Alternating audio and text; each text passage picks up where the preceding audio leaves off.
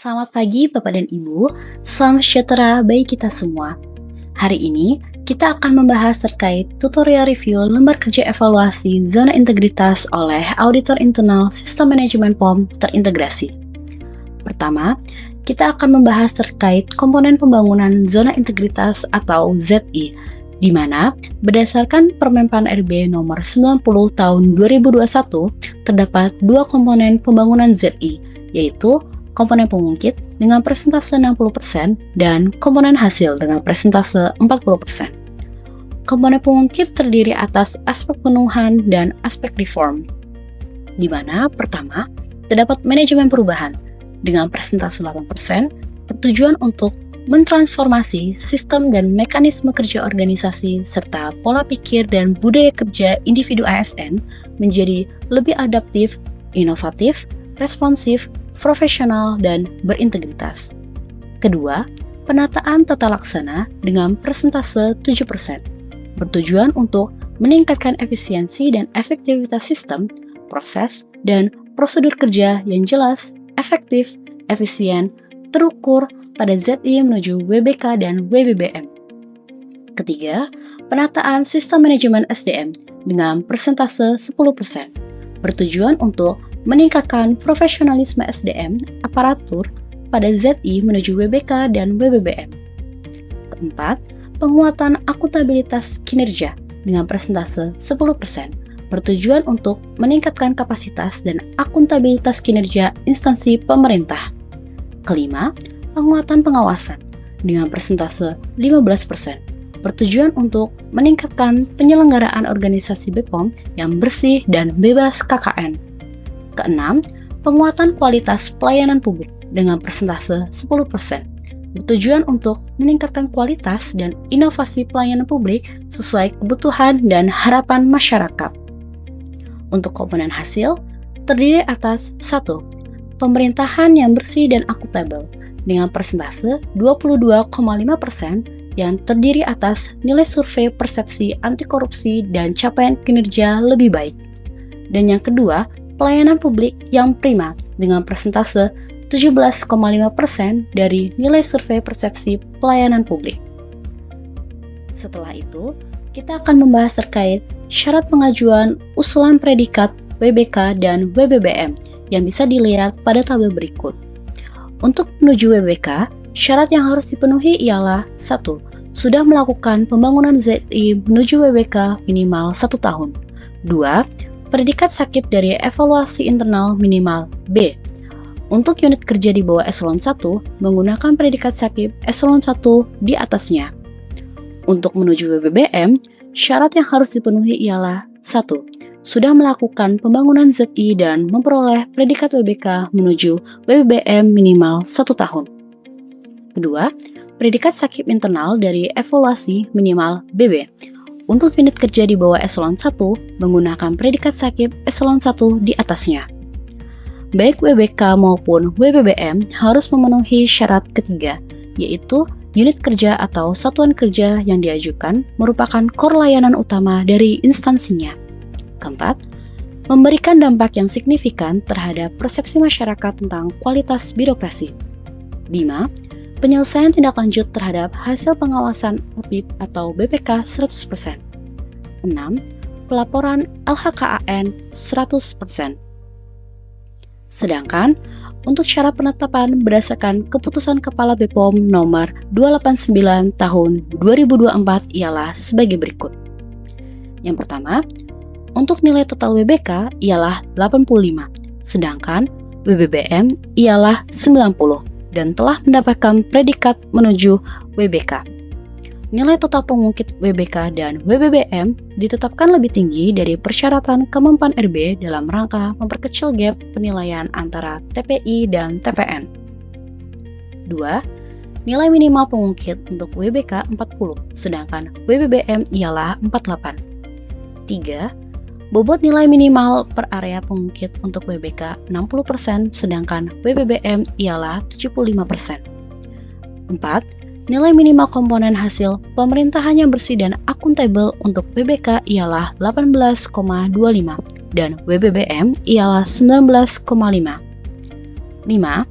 untuk nilai minimal subkomponen survei persepsi anti korupsi untuk WBK dan WBBM ialah 15,75 atau indeks 3,6. 6. Untuk nilai minimal subkomponen kinerja lebih baik untuk WBK ialah 2,5 atau nilai C, sedangkan WBBM ialah 3,75 atau nilai B. 7. Nilai minimal komponen hasil pelayanan publik yang prima untuk WBK adalah 14 atau indeks 3,2, sedangkan WBBM adalah 15,75 atau indeks 3,6. Selanjutnya, penilaian mandiri dilakukan berdasarkan KEPKA BPOM nomor 289 tahun 2024. Timeline menuju WBK dilihat berdasarkan garis hijau, dimulai dari self-assessment, review auditor internal sistem manajemen POM terintegrasi, penilaian tim penilaian unit atau TPU untuk unit kerja setingkat eselon 2 di pusat, penilaian tim penilaian internal atau TPI yang terdiri dari praevaluasi dan DES, panel, penilaian mandiri oleh TPI yang terdiri dari wawancara, validasi hasil survei, dan evaluasi lapangan, clearance, pleno, di mana penilaian mandiri TPI, clearance, dan pleno dilakukan di bawah supervisi Kemenpan RB.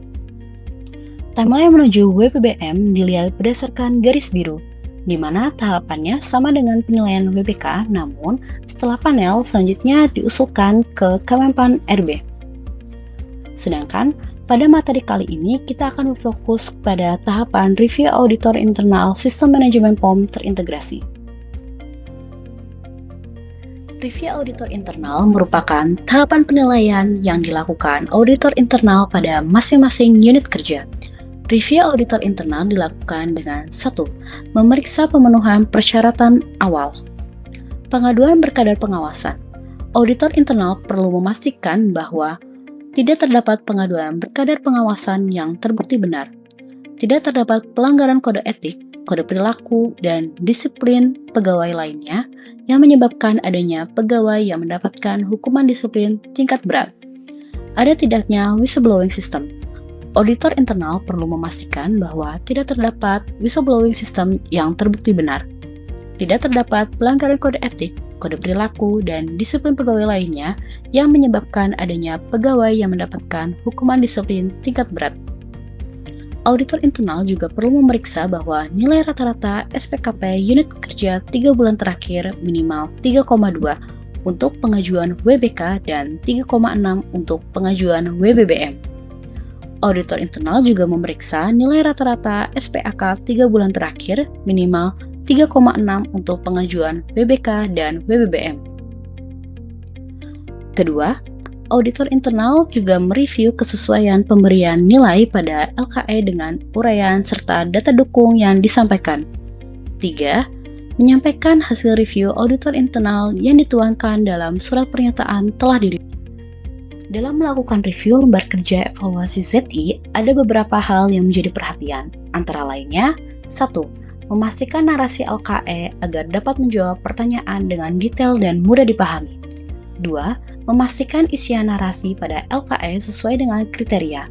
Acuan data dukung minimal sesuai yang tertuang pada KEPKA BPOM nomor 289 tahun 2024. 3. Memastikan data dukung yang disampaikan sesuai dengan narasi. 4. Memastikan judul dokumen data dukung yang diunggah sesuai dengan narasi pada LKE. 5. Memastikan tautan data dukung pada LKE merupakan tautan yang telah disediakan oleh TPI. Hasil review auditor internal nantinya akan dituangkan pada lembar kerja evaluasi zona integritas pada kolom 4, sedangkan kolom 1, 2, dan 3 diisikan oleh unit kerja. Tidak diperkenankan untuk menambahkan dan atau menghapus kolom, baris, dan rumus. Apabila review telah dilaksanakan, maka auditor internal wajib membuat surat pernyataan telah direview dengan format sesuai dengan KEPKA BPOM 289 tahun 2024 seperti yang ditampilkan, dan wajib mengisi uraian hasil review auditor internal seperti yang sedang ditayangkan. Berikut contoh uraian hasil review. Dalam pengisian uraian hasil review, auditor internal sebaiknya pada bagian penjelasan tidak menggunakan penjelasan yang general seperti yang ditayangkan. Akan lebih baik apabila penjelasan dirincikan, pada subkomponen mana yang terdapat temuan sehingga dapat lebih mudah untuk memantau status tindak lanjut atas masukan auditor internal. Selanjutnya terdapat contoh hasil review auditor internal. Pada lembar kerja evaluasi ZI, unit kerja mencantumkan terdapat undangan dan notulensi rapat AOC. Namun, ketika dilihat data dukungnya, tidak terlihat adanya undangan rapat AOC. Temuan ini tidak terdeteksi oleh auditor internal karena dalam hasil reviewnya, tim AI hanya menuliskan sesuai, sehingga review dinilai kurang tepat.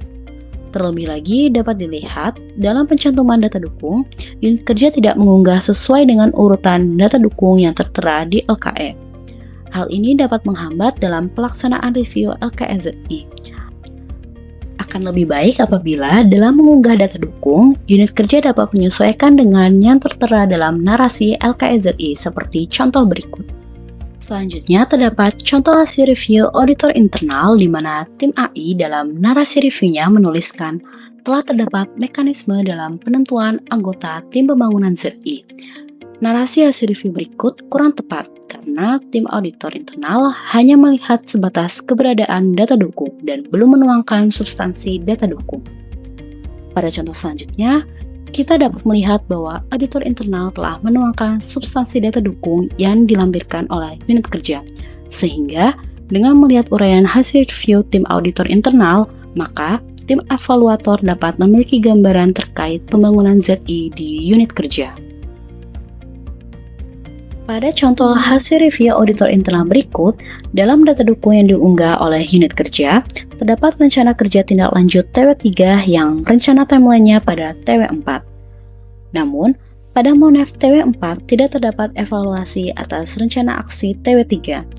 Temuan ini tidak dicantumkan dalam uraian hasil review oleh tim auditor internal.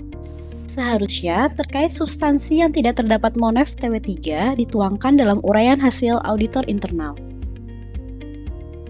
Sekian materi yang dapat saya berikan, semoga materi ini bermanfaat dan dapat meningkatkan semangat kita dalam pembangunan ZI. Kurang lebihnya saya mohon maaf, kritik dan saran dapat disampaikan melalui QR berikut. Terima kasih atas perhatiannya, sampai jumpa.